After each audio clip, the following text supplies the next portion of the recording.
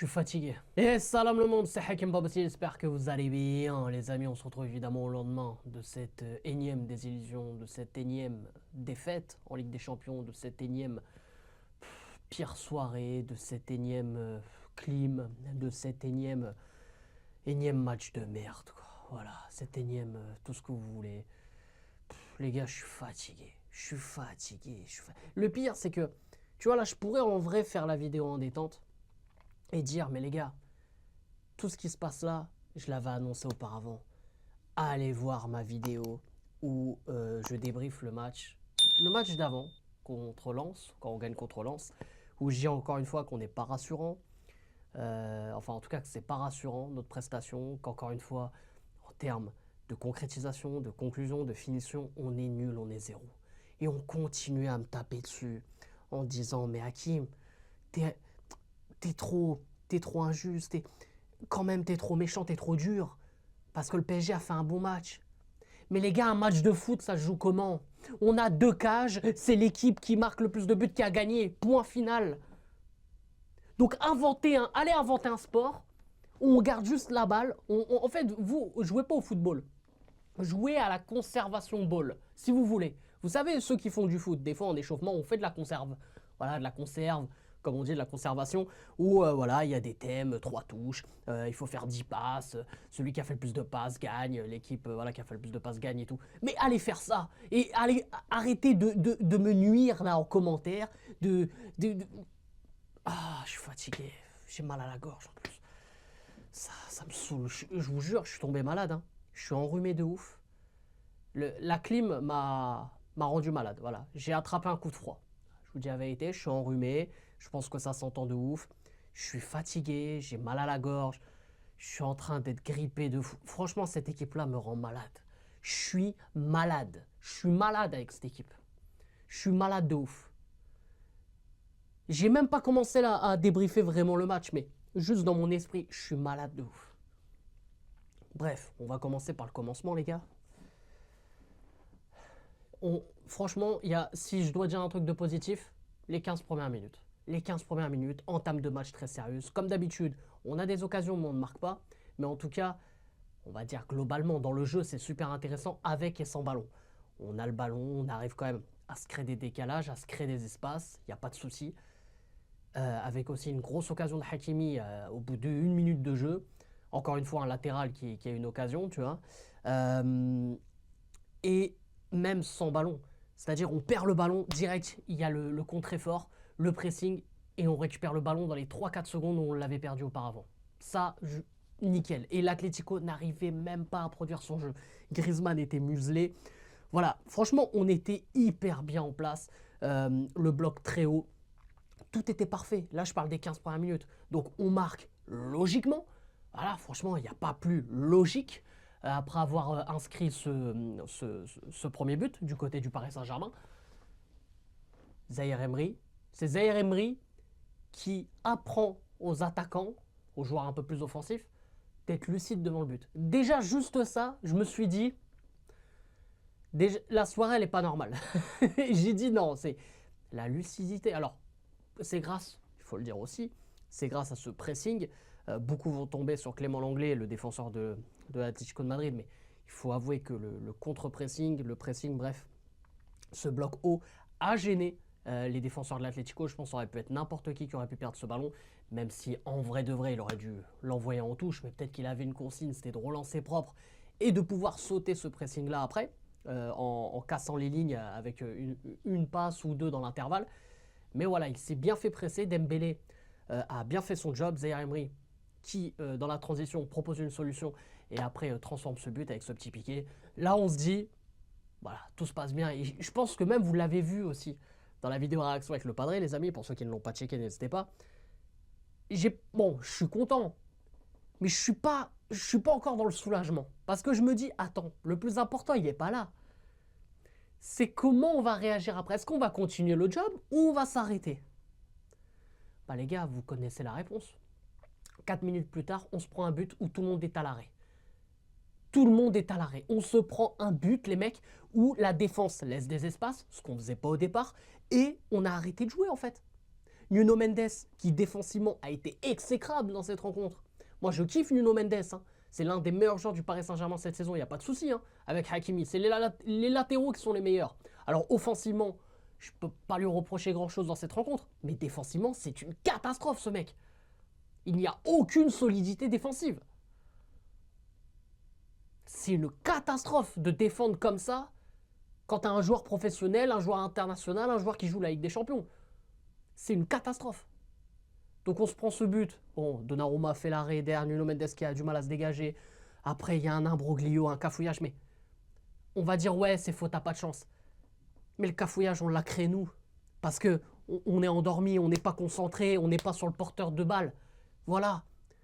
Après, on essaie de gratter. Il y a main, il n'y a pas main. Même s'il y avait main, il y a but, frère.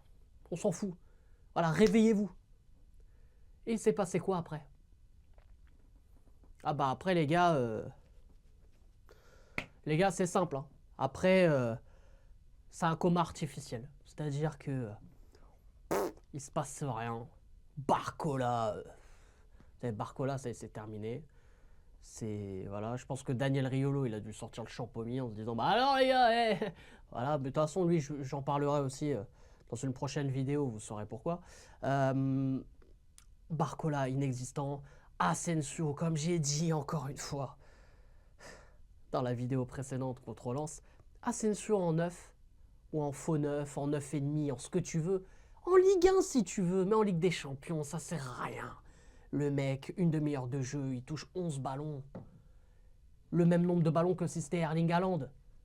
Alors si tu lui demandes de faire un vrai taf de 9, ok, mais Asensio en vrai taf de 9, ça sert à rien. Si tu lui fais, ouais, allez, en faux 9, un peu aussi comme Kangin Lee lorsqu'il est à ce poste-là, ok, pourquoi pas, mais c'est même pas efficace au final, parce que le mec ne touche pas de ballon, donc il participe pas au jeu. Voilà, il n'y a eu que des fausses bonnes idées dans ce match. Que des fausses bonnes idées. Dembélé, j'ai pas trop grand-chose à lui reprocher. Il a tenté des choses, il était un peu trop énervé. Mais voilà, lui aussi, il fait partie des joueurs qui sont en manque de réussite devant un but, dans le dernier geste. Mais il a essayé de montrer des choses. Et c'est pour ça que je pourrais pas trop lui tomber dessus. Après, le milieu de terrain, les gars, lors de cette première mi-temps, il faut en parler, c'est qu'il y a trop de touches de balle. Ça joue en 5 touches, 4 touches, alors que des fois, tu peux jouer en une, tu peux aller vite vers l'avant. Je comprends pas ce délire de garder le ballon pour garder le ballon. Donc, là, j'ai une pensée, que ce soit pour des supporters de Paris, des créateurs de contenu spécial, super PSG, tout ça, des supporters du PSG, il n'y a pas de souci, on est ensemble les frérots. Mais il y en a certains qui m'ont taclé et il y en a, voilà, j'ai vu un peu, que ce soit dans des débriefs ou alors sur des tweets, etc. Mais en fait, il faut savoir, les mecs, c'est que vous êtes contents qu'on ait la possession, vous êtes contents qu'on ait les XG, je sais pas quoi, les occasions et tout. On est là à se foutre de la gueule des Belges en disant que c'est les champions du monde du sum, et nous on fait la même chose. C'est-à-dire que nous maintenant on va être content d'avoir la possession, on va être content d'avoir ouais mais t'as vu, on a eu 3,2 en XG, je sais pas quoi. J'en ai rien à foutre, c'est pas ça qui nous fait gagner un match. C'est pas ça qui nous fait gagner un match, c'est des buts. C'est des mecs qui sont capables de concrétiser des actions, qui sont capables de conclure quand il le faut. Voilà, il y a même pas de débat en fait. Donc moi je comprends pas ces gens-là qui nous disent non, mais il faut voir aussi, ouais, on a eu des occasions, on s'est pas ennuyé, ça a été, voilà. Non, on s'est fait chier, on a raté des occasions et on perd le match à la fin. Parce que les gars, il faut qu'on en parle de cette deuxième mi-temps aussi soporifique. Et cette deuxième mi-temps où, encore une fois, on rate je ne sais combien d'occasions. Hakimi, à un moment donné, fait un mauvais choix. Ça tombe sur lui, ça aurait pu tomber sur n'importe qui. Hakimi fait pas un mauvais match, que ce soit défensivement ou offensivement. Mais encore une fois, dans le dernier geste, il n'est pas juste. Mais à l'image, en fait, de l'équipe. Donc j'en vois aussi certains qui commencent à le tacler sur les réseaux. Alors que c'est l'un des meilleurs joueurs de cette saison. Mais après, les gars, vous voulez... Qu'est-ce que je peux dire avant qu'on parle du deuxième but de l'Atlético? Mais franchement, honnêtement, c'est même pas une lumière, c'est même pas une étincelle, c'est une loupiote. On a eu une petite loupiote de Kolo Muani. Kolo Muani qui fait une rentrée. Ah, il touche quelques ballons, pas énormément, mais on a senti Je vous jure, on a senti un engouement, on a senti un truc chez ce joueur que chez les autres, il n'y a pas forcément. Je ne sais pas si vous voyez ce que je veux dire. Le côté, voilà, on sait que Kolo Muani, bon, en confiance et même en niveau de jeu, c'est pas... Ah, on est d'accord. Mais je vous jure, quand engouement, quand... Il y a quelque chose chez ce mec. Et je pense qu'à Paris, il n'a pas sa place pour ça. Parce que maintenant, il faut parler français. À Paris, on n'a pas de patron depuis longtemps. Donc on peut me parler de Marquinhos, on peut me parler de n'importe qui. On n'a personne qui peut envenimer un groupe. Qui peut faire exploser un groupe, quoi. Que ce soit en bien ou en mal, je m'en fous. Mais il faut un truc. Il faut quelqu'un pour amener un groupe, tu vois, on va dire en état d'esprit, en motivation, je sais pas. Parce que j'ai l'impression que il y avait un but partout. Alors évidemment qu'on essayait de marquer, évidemment qu'on essayait de gagner cette rencontre. Mais quand tu vois que le Parc des Princes, t'es chez toi, que le Parc des Princes s'endort, alors oui, certains vont me dire, le Parc des Princes, c'est pas la plus grosse ambiance d'Europe et tout.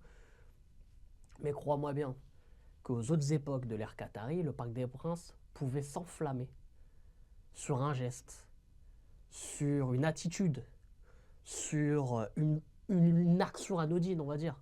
Là, ça se passait pas. Parce qu'on sentait pas. Alors peut-être que ça fait partie de la confiance. Hein, parce que justement, on marque pas et qu'on a besoin de 10 000 occasions.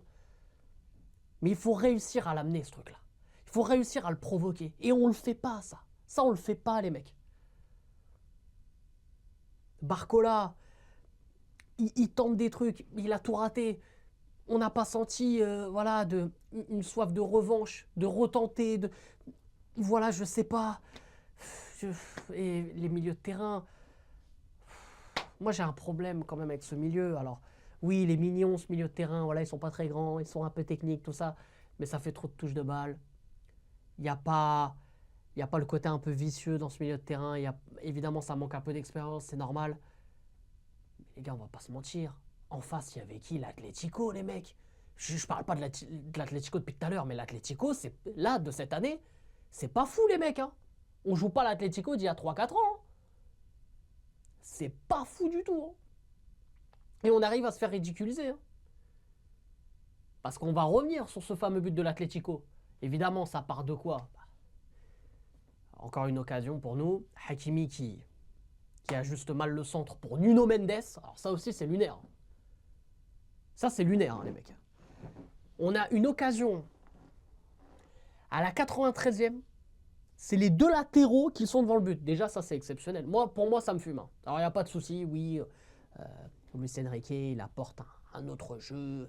Tout le monde participe au jeu. Ça, des zones, tout ça. Ouais. Contre-attaque, but. Et est-ce qu'on peut analyser ce but de Correa? Griezmann, il a tout son temps pour faire la passe de l'autre côté. À Correa. Correa a tout son temps pour contrôler. Vitinha lui laisse 10 mètres. Déjà, il lui laisse 10 mètres, 5 mètres. On comprend pas. Et tu te fais avoir sur une feinte tel un U9, un U8 qui apprend le foot. Genre, tu donnes ton dos comme ça aussi facilement. Et Correa, il tire. Et Donnarumma, il a des mains en mousse. Il avait 2 arrêts à faire dans le match, il les fait pas. Voilà. Là, maintenant, sur ce but-là, il y a beaucoup de monde à critiquer. Mais honnêtement, si on marque avant, on parle même pas de cette action. Donc le réel problème, encore une fois, je sais que défensivement, on a des soucis, voilà. Mais j'ai même pas envie d'accabler Donnarumma, je l'ai tellement déjà flingué. Pour moi, il n'existe plus. Vitinha, c'est là où on constate que Vitinha n'est pas un grand numéro 6. Parce que un numéro 6 ne donne pas son dos si facilement comme ça. Et qu'en fait, il faut tout simplement concrétiser nos occasions. Marquer, planter. Et c'est ce qu'on ne fait pas. Depuis le début de la saison, c'est comme ça. Mais apparemment, tout va bien. Parce qu'on a réussi à se créer des occasions. Et Luis Enrique, c'est ce qu'il fait. Luis Enrique contrôle, il faut lui laisser du temps. Quand Luis Enrique, tu lui demandes bah, qu'est-ce qui s'est passé ce soir, il ne sait pas non plus. Donc, on va faire confiance encore à un entraîneur qui n'a pas de réponse aux questions qu'on lui pose et qui ne sait pas où il va et qui maintenant commence à se dédouaner en disant « Ah ben je fais avec ce que j'ai ». Alors que c'est ce qu'il a demandé en fait. Donc non, je suis pas le mec à dire l'entraîneur il arrive lundi, je veux qu'on le dégage le vendredi. Je veux qu'on laisse du temps à l'entraîneur. Mais un entraîneur qui sait ce qu'il fait. Un entraîneur qui a toute sa tête. Un entraîneur qui ouvre les yeux et qui reste pas dans sa case et qui ne sort pas voir ce qui se passe. Non. À un moment donné, il faut aussi savoir se remettre en question. Et si Luis Enrique ne veut pas le faire, comme il a un peu dit en conférence de presse en s'en prenant un journaliste qui lui dit, qui lui pose la question, alors j'ai plus la question précisément, mais en gros, on lui dit voilà, on lui refait comprendre qu'il faut un 9. Et lui, voilà, il dit oui, mais dans ce cas-là, est-ce que je fais les choses que j'ai envie de faire ou alors je vais écouter les journalistes. Déjà, on voit dans ce genre de réponse qu'en fait, on peut rien lui dire et qu'il est dans une dictature intellectuelle. Donc il n'y a pas de souci, qu'il reste dans sa dictature. Mais moi, en tout cas, j'ai déjà ouvert les yeux sur tout ça. Et tant qu'il n'y a pas de changement par rapport à ça, que ce soit l'arrivée d'un 9, que ce soit aussi, évidemment, sur une philosophie aussi de jeu qu'il faudrait faire évoluer, on continuera à foncer dans le mur. Mais moi, je resterai parce que j'aime Paris. Et voilà, quoi qu'il arrive, le PSG restera le PSG. Mais c'est en tant que vrai supporter du PSG que moi, j'ai ouvert les yeux et que depuis un petit moment et que je continuerai à dire la vérité vraiment à ce que je pense sans évidemment voilà, faire plaisir à certains ou certaines. Sur ce, c'était Hakim Pas Possible. Je vous aime, je vous laisse. Et bien sûr les frérots, ici c'est pareil.